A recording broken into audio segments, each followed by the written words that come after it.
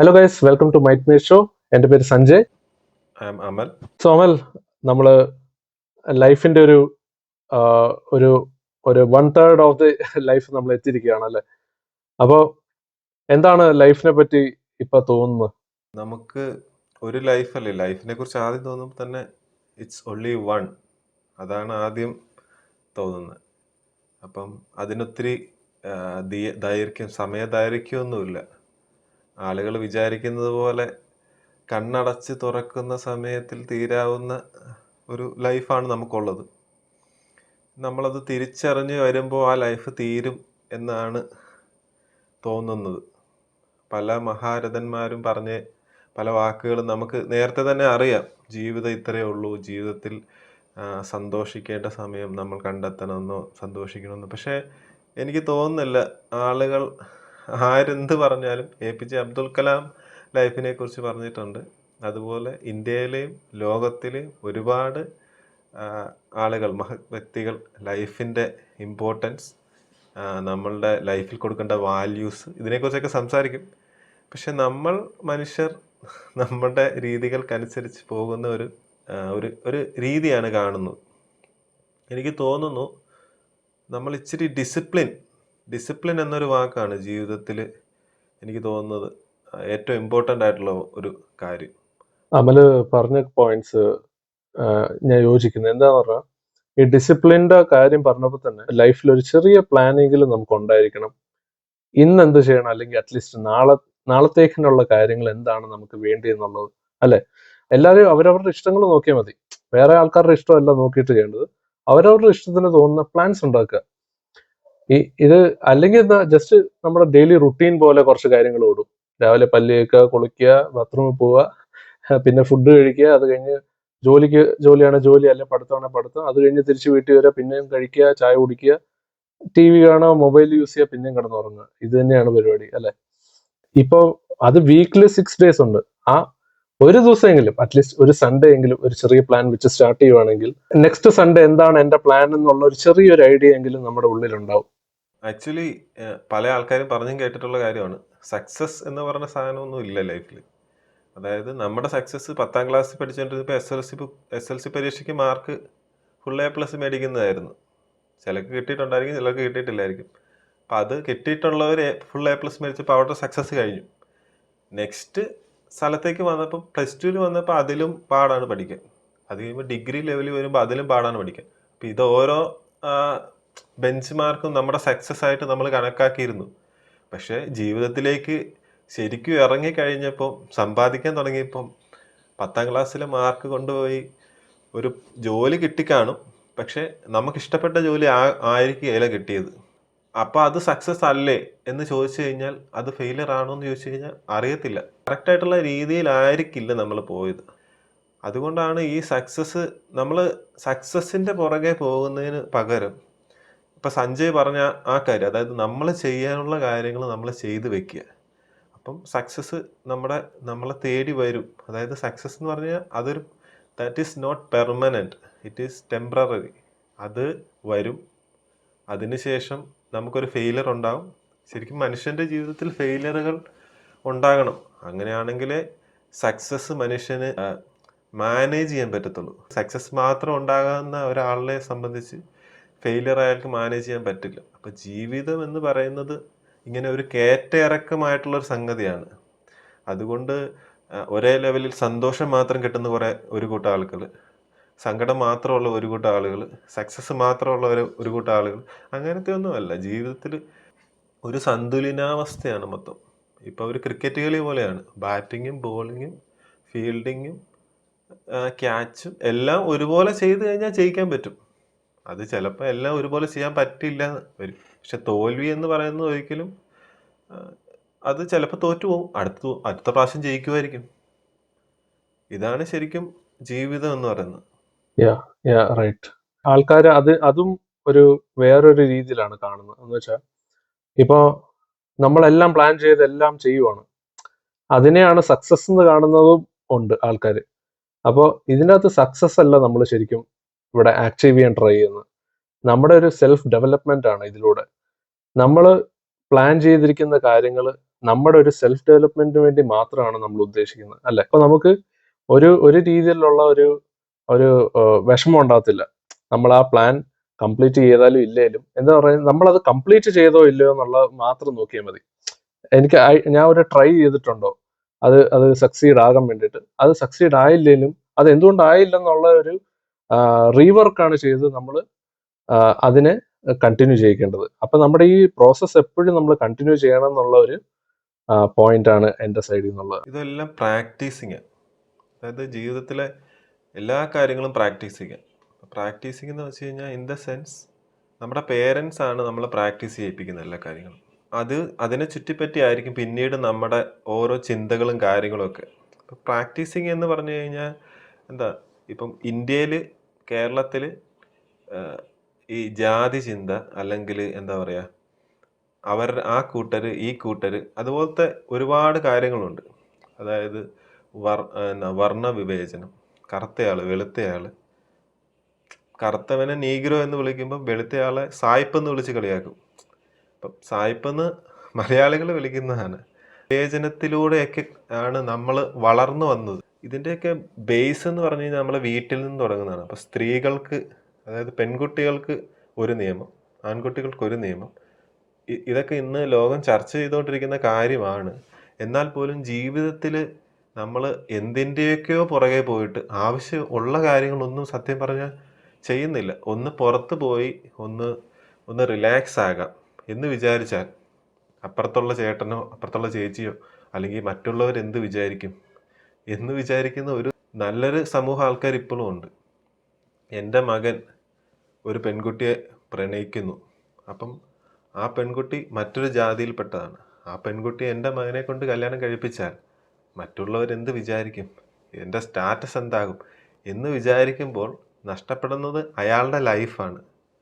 ശരിക്കും നമ്മളുടെ ലൈഫാണ് അതുവഴി നഷ്ടപ്പെടുന്നത്. ആക്ച്വലി ഇത് ഇന്നത്തെ തലമുറയ്ക്ക് ഇത് മനസ്സിലാവും, പക്ഷേ നമ്മുടെ പഴയ തലമുറയ്ക്ക്, ഇപ്പോൾ ഉള്ള നമ്മുടെ അച്ഛനമ്മമാരായിട്ടുള്ള തലമുറയ്ക്ക് എനിക്കറിയത്തില്ല അത് എത്രത്തോളം അവർക്ക് കണക്റ്റ് ആകും എന്ന് എനിക്കറിയില്ല.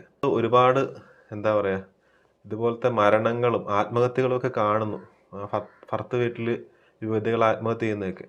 അപ്പം എന്താണ് കാര്യം?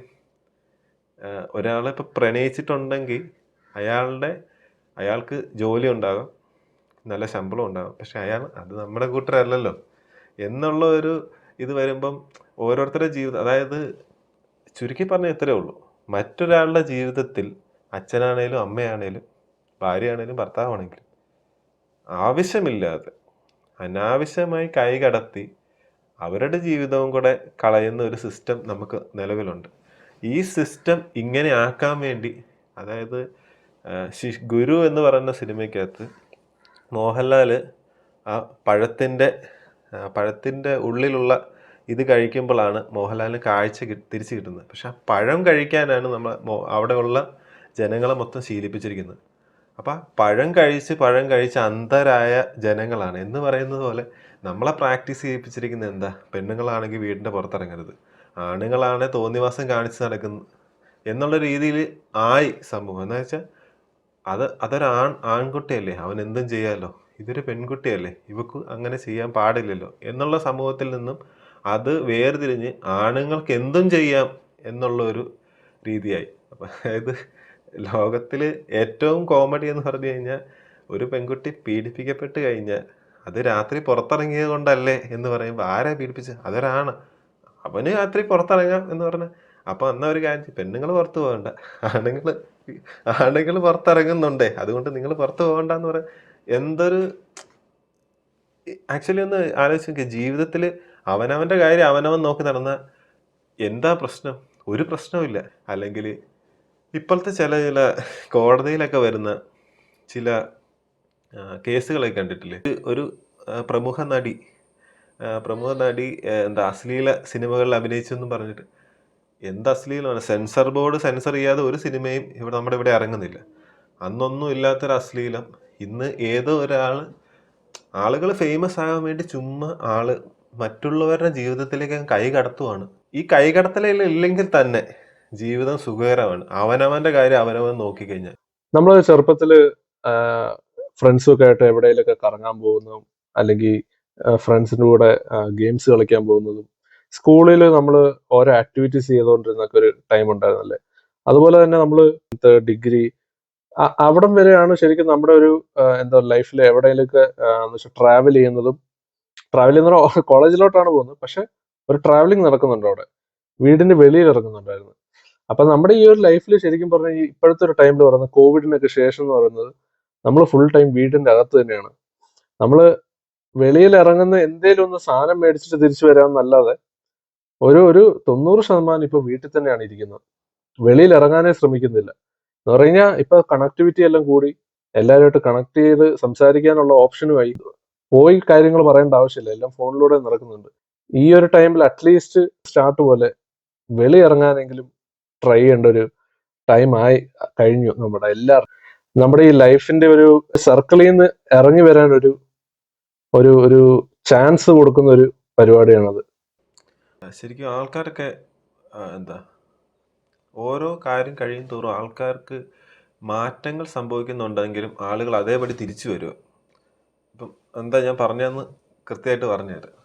അതായത് നമുക്ക് എന്തെങ്കിലും ഒരു ഒരു എന്താ മൊത്തത്തിൽ ഇപ്പം കേരളത്തിൽ മൊത്തത്തിൽ ഒരു പ്രളയം ഉണ്ടായി. അപ്പം ഭയങ്കര എന്താ പറയുക, നമുക്ക് ചിന്തിക്കുന്നതിനപ്പുറമായിരുന്നു അതിൻ്റെ ഒരു വ്യാപ്തി.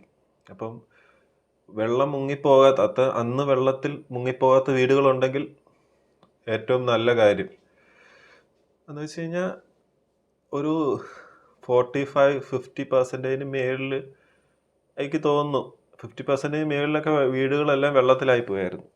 അപ്പം ഈ ദുരിത ബാധിത പ്രദേശങ്ങളിൽ നിന്ന് കൊണ്ടുവരുന്ന ആളുകളെ സ്കൂളുകളിലൊക്കെ ഇതുപോലെ പാർപ്പിച്ച് എന്താ പറയുക ദുരിതാശ്വാസ ക്യാമ്പുകളൊക്കെ തുടങ്ങി സർക്കാരുകൾ ചെയ്തിട്ടുണ്ടെന്നു. അപ്പം നമ്മൾ നോക്കാൻ നേരത്ത് എന്താ ആളുകൾക്ക് ഒന്നും വേണ്ട, എങ്ങനെയെങ്കിലും ഒന്ന് അവരുടെ നിത്യവൃത്തി ഇനി ഉണ്ടായാൽ മതി എന്നുള്ളൊരു ചിന്ത അന്ന് വന്നു ആളുകൾക്ക്.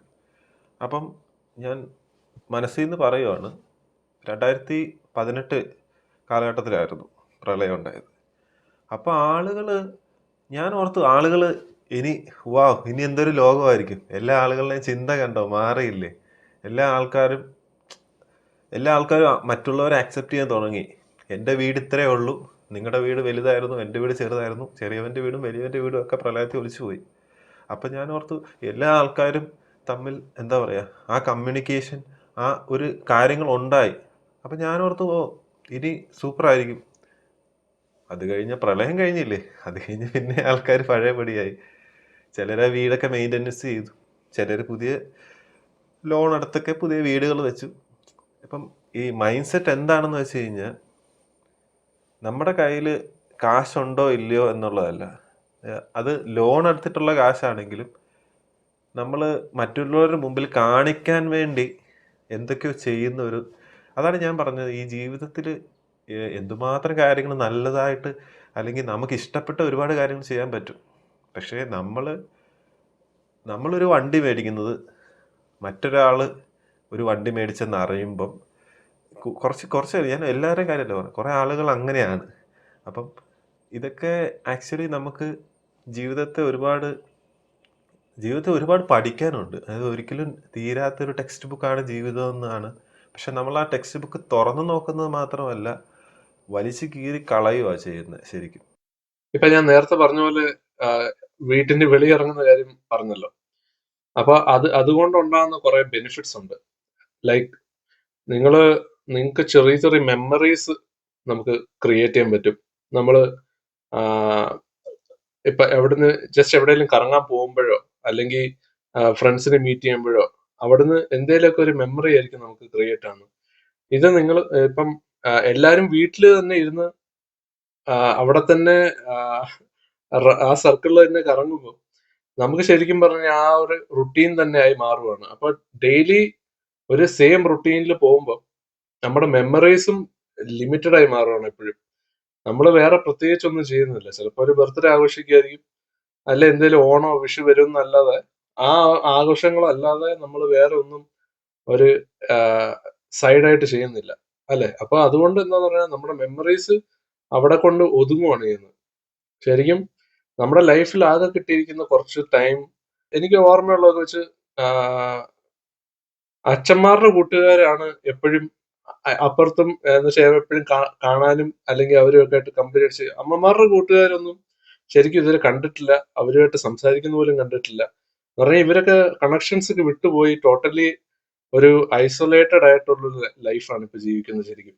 അപ്പം ഇവർക്ക് അറിയത്ത് പോലും ഇല്ല ആരെ ഇപ്പൊ കൂട്ടുകാരെന്ന് ചോദിച്ചു കഴിഞ്ഞാൽ മറന്നുപോയ കൂട്ടുകാരും ഉണ്ടാവും, ഓർമ്മ പോലും ഇല്ല. അവരെ കണക്ട് ചെയ്യാതെ തിരിച്ച് ഇതൊക്കെ റെഡിയാക്കാന്ന് പറഞ്ഞാൽ ഭയങ്കര ബുദ്ധിമുട്ടാണ്. അത് വലിയൊരു എഫേർട്ട് എടുക്കുന്ന ഒരു ടൈമാണ്.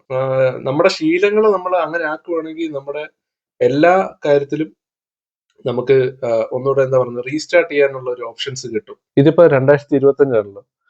ശരിക്കും മൊബൈൽ എന്ന് പറഞ്ഞ ഒരു ഒരു ഡിവൈസ് ആണ് ഇപ്പോഴത്തെ എല്ലാവരുടെയും ഒരു അഡിക്ഷൻ.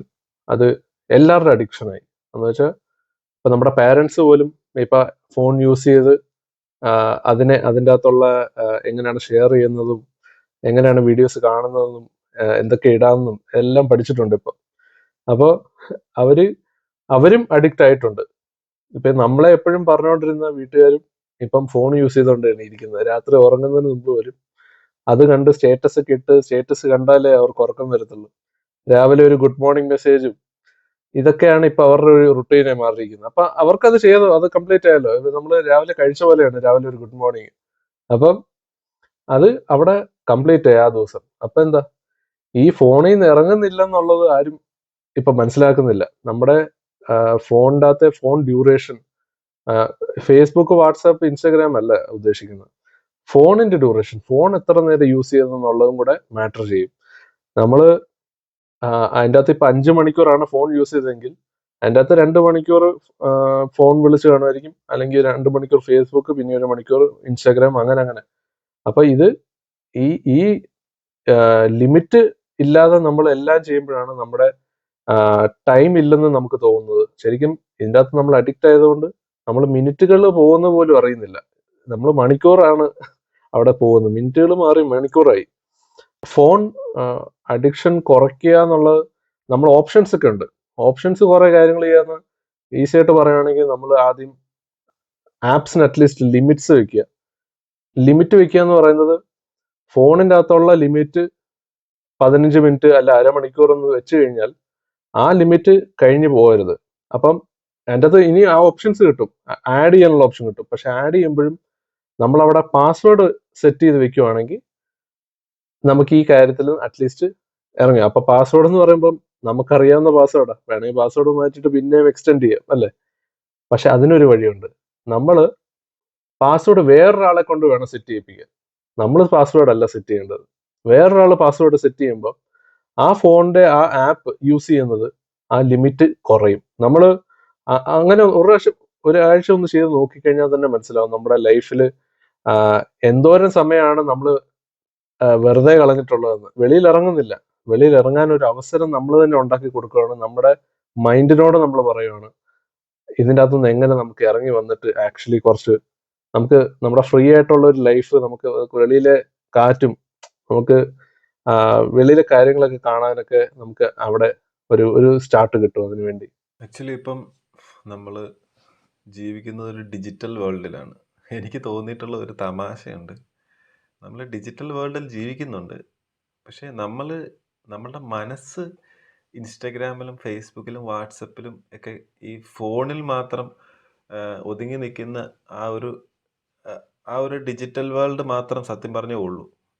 അതിനപ്പുറത്തേക്ക് പോകുമ്പോൾ അതായത് ആളുകൾ ഫോണിൽ കമൻറ്റിലും അല്ലെങ്കിൽ ഏതെങ്കിലും ഒരു ഇൻസ്റ്റാഗ്രാം വീഡിയോയിലും ഓൺ വോയിസ് വീഡിയോയിലൊക്കെ അവർ ജീവിക്കുന്ന ഒരു ജീവിതമുണ്ട്. ശരിക്കും അവർ ജീവിക്കുന്ന ഒരു ജീവിതമുണ്ട്. അതാണ് ഞാൻ നേരത്തെ പറഞ്ഞത്. നമ്മുടെ മകള് ഒരു എന്താ പറയുക, അങ്ങനത്തെ വാക്കുകൾ ഉപയോഗിക്കാൻ പറ്റില്ല, അന്യജാതി അല്ലേ, അങ്ങനെ ഒരാളെ കല്യാണം കഴിക്കാൻ പോവുകയാണ്. അപ്പം നമുക്ക് ഇൻസ്റ്റാഗ്രാമിൽ ഒരു റീൽ എടുക്കാം. എന്താ അത് കുഴപ്പമില്ല, എല്ലാവരും മനുഷ്യരല്ലേ. പക്ഷേ ഇൻ റിയൽ ലൈഫ് ആളുകൾ, ഒരു നല്ല ശതമാനം ആളുകൾ അങ്ങനെയല്ല. അപ്പം ഇപ്പം അതിന് ഏറ്റവും വലിയൊരു ഉദാഹരണം എന്ന് പറഞ്ഞു കഴിഞ്ഞാൽ അമ്പലങ്ങളിലൊക്കെ അല്ലെങ്കിൽ പള്ളികളിലും ഇതുപോലെ എന്താ പറയുക ആരാധനാലയങ്ങളിൽ പണ്ട് പൈസ ഇട്ട് നമ്മൾ ക്യാഷ് ഞങ്ങളുടെ കയ്യിലുള്ള നാണയത്തുട്ടുകൾ ഇതിൽ ഭണ്ഡാരം എന്ന് പറയും അമ്പലത്തിലേക്ക്, അതിനകത്ത് ഇടുക ചെയ്തുകൊണ്ടിരുന്നത്. ഇപ്പം എന്താണെന്ന് വെച്ചാൽ ഗൂഗിൾ പേ ചെയ്ത് കൊടുക്കാൻ ഭഗവാന്.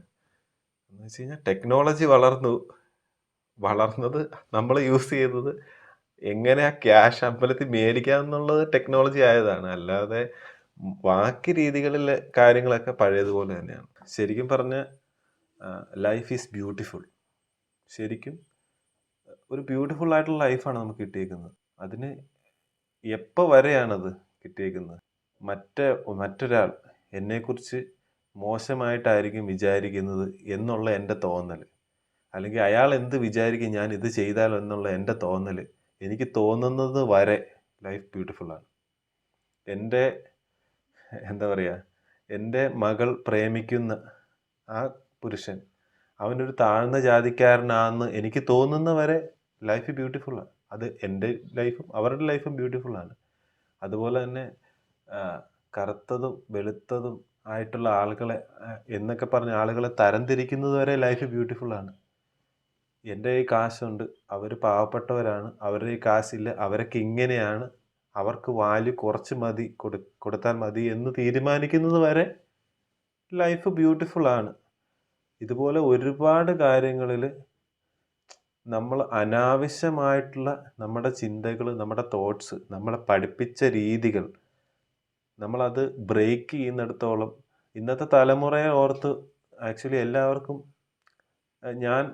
എല്ലാവരും ഹാപ്പിയാണ്. ഞാൻ പേഴ്സണലി ഇന്നത്തെ തലമുറ നല്ല മാറ്റങ്ങൾ കൊണ്ടുവരുന്ന ഒരു ഇതാണ്. ഇപ്പം നമ്മൾ 2K പിള്ളേരെ കുറിച്ചൊക്കെ പറയും, അവർ മോശമാണ്, അല്ലെങ്കിൽ അവന്മാരെല്ലാവരും കഞ്ചാവാന്നൊക്കെ പറഞ്ഞ് നടക്കുന്ന കുറേ ആൾക്കാരുണ്ട്. അവന്മാർ ഇങ്ങനെ പറയുന്നവരെ വസന്തങ്ങൾ എന്ന് വിളിക്കും. ആക്ച്വലി ഇതെല്ലാ ടൈപ്പിലുള്ള ആളുകളും നമ്മളും ഒരു സമയം അങ്ങനെ കഞ്ചാവ് ഉപയോഗിച്ചിട്ടുണ്ട്. 2K പിള്ളേർ എല്ലാവരും കഞ്ചാവ് ഉപയോഗിക്കുന്നവരാണ്. എന്നാൽ പണ്ട് മുതൽ പണ്ടും കഞ്ചാവ് ഉപയോഗിച്ചിരുന്ന ആളുകളൊക്കെ ഉണ്ട്. അപ്പം ഇതൊന്നും ആളുകൾ നമ്മൾ ഇന്ന് 15-ാം വയസ്സിൽ ചെയ്യുന്ന കാര്യങ്ങളൊന്നും അല്ല 25-ാം വയസ്സിൽ ചെയ്യുന്നത്. അതല്ല 35-ാം വയസ്സിൽ ചെയ്യുന്നത്, അതല്ല 40-ാം വയസ്സിൽ ചെയ്യുന്നത്. ഇത് ആൾക്കാരുടെ തിങ്കിങ് പ്രോസസ്സൊക്കെ ഒരുപാട് മാറിക്കൊണ്ടിരിക്കും. അപ്പം പുതിയൊരു തലമുറ ഉണ്ടായി വരുമ്പം ആ തലമുറയെ അക്സെപ്റ്റ് ചെയ്യാൻ പഴയ തലമുറ പഠിക്കണം. പുതിയ തലമുറയ്ക്ക് പഠിക്കാൻ സാധ്യത കുറവാണ് പഴയ തലമുറയെ. കാര്യം എന്ന് വെച്ചാൽ അവർക്കറിയത്തില്ല, അവർ കണ്ടിട്ടില്ല.